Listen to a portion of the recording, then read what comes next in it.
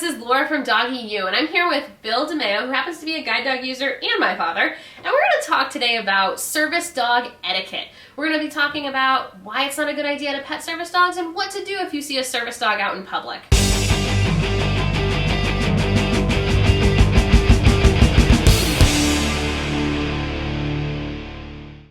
Thanks, Dad, for coming on and having this discussion about guide dog etiquette and service dog etiquette with me. So how long have you been a guide dog user?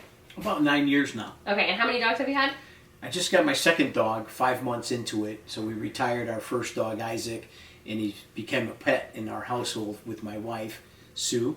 And Lyric we're just starting to learn each other. She's learning me and I'm learning her. Awesome. So I've been in this industry a while. I know that we're not supposed to pet service dog. You've been a user for a while. You know you're not supposed to pet service dogs. But everyone always asks, why can't you pet service dogs? Have your dogs ever been pet while you're out working them? Yes, they're pet all the time, almost every day. Unfortunately, that's the way it goes. That sounds frustrating. Is that hard? It's very upsetting, very frustrating. It's a safety feature, safety issue. People don't realize that the dog is always focused on me, in my safety and my attention. So usually I call the dog's name and it's followed by a command. So if someone is petting the dog or calling its name and I'm near stairs, a flight of stairs going down, the focus comes off and I could get hurt, I could fall down the stairs. So people don't realize there are little simple things that they're doing can really put a blind person in jeopardy. And what makes it different being blind versus having some other disability that you're using a dog for? Well, the thing for me is I can't tell if the people are petting the dog. I can be in a crowd and there's an adult petting his or her ears or petting the dog and I can't see it. So that's a very bad safety feature because the dog, his attention is off of me and not taking care of me and I don't even know it. So colleagues at work or my friends and relatives will tell me, hey, they'll whisper to me, hey, that guy's petting your dog right now. Then I have to politely ask him to stop.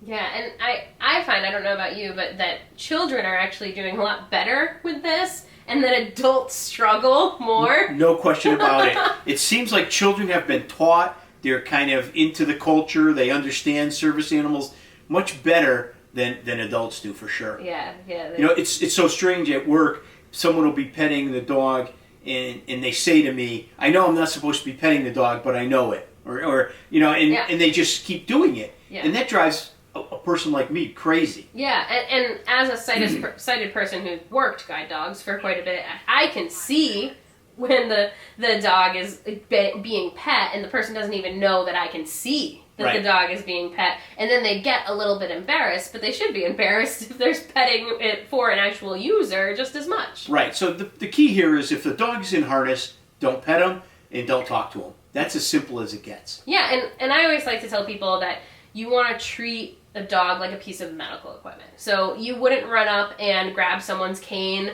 or say, can I borrow your wheelchair and play with it? It's a piece of medical equipment and it should be treated as such. Right. And getting back to children, sometimes I'm surrounded by a lot of children, preschoolers and young kids, Really young kids. With their parents, and they'll let the 2 or 3 year old run down the hall right at the dog. First, you shouldn't let a child run after any dog Right. at all and go They face to face with a dog. Teeth. Yeah, with 42 teeth. You don't want to do that. But certainly to run at a service animal is really bad. So parents really have to wisen up to that and be educated towards that. Yeah, and I think sometimes it having, especially when the parents have the child ask, I think it's a really good opportunity to educate both the child and the parent about it. I know when I was working a lot of guides, I spent time, a kid would run up and try to pet the dog, and I would almost be educating the parent at the same time that I'm educating the child. Yes, yeah. I was just at a retirement party with Mom, and these 3 little kids, they were like 3, 4, and 5 years old.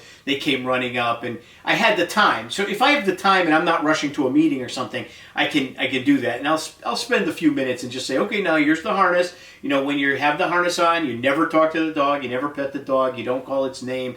And it's an education for both the kids and the parents, like you said. Yeah, and so you're fine with the dog. If you take the harness off, then that's the time that the dog is a dog and it's fine to be petted. But we want to make sure that when the harness is on, that nobody's petting the dog. Right. When that harness comes off the dog, it's a pet, and it can, frolic the way it wants. Yeah. But certainly once you put the harness on, the dog's now working, and they know the difference. Yeah. And I know the difference, and that's the safety feature that we have to care about. I think that's something important for users of service dogs that aren't necessarily guide dogs, but other types of service dog, for them to remember is that if you allow people to pet your dog in harness, even if it has a do not pet sign on it, and you say, okay, just this one time, it's okay. What it kind of does is train the public that it's okay to pet service dogs and ignore their vests. Yeah. So I always try to help educate other service dog users that may not understand from a blindness perspective how dangerous it is to let the public know that it might be okay to pet a service dog. Right, they're doing a disservice to people with blindness,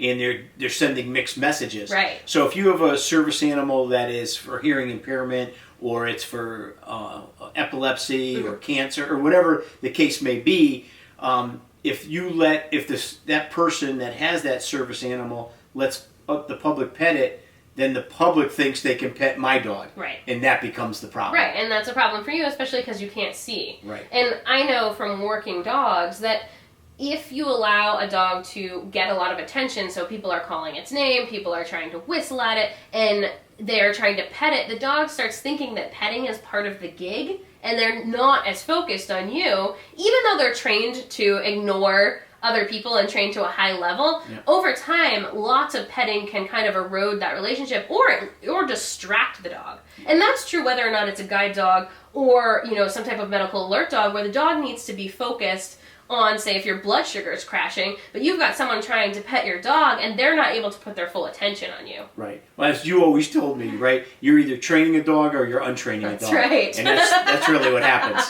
Yes, absolutely. So, along the lines of etiquette and petting and service dog etiquette, what should a person do if they're walking their dog down the street and they come across a person with a service dog? Just ignore us, walk by us, move to the side, whatever the case may be. Always know that the person that's blind isn't going to see you. And my guide dogs, normally, they think they own the whole sidewalk. So they just come, barreling right at you. Especially those German Shepherds. Yes, they're good-sized animals. And so it's important that you don't say, the people don't say, oh, just let my dog be friendly with your dog, or let them sniff each other. Right. No, I'm not interested. My dog's not interested. And you've got stuff to do. Yeah. Right? Like, you're trying to go about your day. It's hard to stop all the time and educate people. Right. You want to just go do your thing because you're working. Yep. So I usually recommend that if you see a service dog, that you just step out of the way of the dog. Take your dog, walk it 3 feet off of the sidewalk or whatever, so that you can give that service dog space and it doesn't get distracted from its work. Right, and especially if it's not well-behaved other dog, right, and they're barking or lunging at the dog, right, it's really, really bad, and it can really ruin a guide dog for sure. Oh yeah, I mean there's lots of stories of dogs being attacked and then having to be retired from service because now that they've been attacked by another dog, they are always looking over their shoulder, they get reactive, and they think that they're going to be attacked again. So we have to protect the service dogs while they're working. Exactly, and these dogs are worth $45,000 to $50,000 over a 2-year period of time of their training, and to ruin a dog just like that just doesn't make any sense. And it's devastating for the human too. It's so hard to get a new dog, right? And having to retire one that still would be usable if this trauma hadn't happened. And let alone your emotions tied to the dog, right, and your companionship and all that we talked about. Right. It's tough. It's an emotional thing, and it's something that people they probably just don't even consider this stuff. Yeah, and that's why I wanted to do this video. I wanted to just get from a user perspective why it's important not to pet a dog, why it's important to just ignore the dog. So I think the biggest takeaway here is we don't want to pet any service dog because it distracts it from its essential work, and we want to treat service dogs like they're pieces of medical equipment. We are going to ignore them, and we want to just let them go ahead and do their job without interrupting.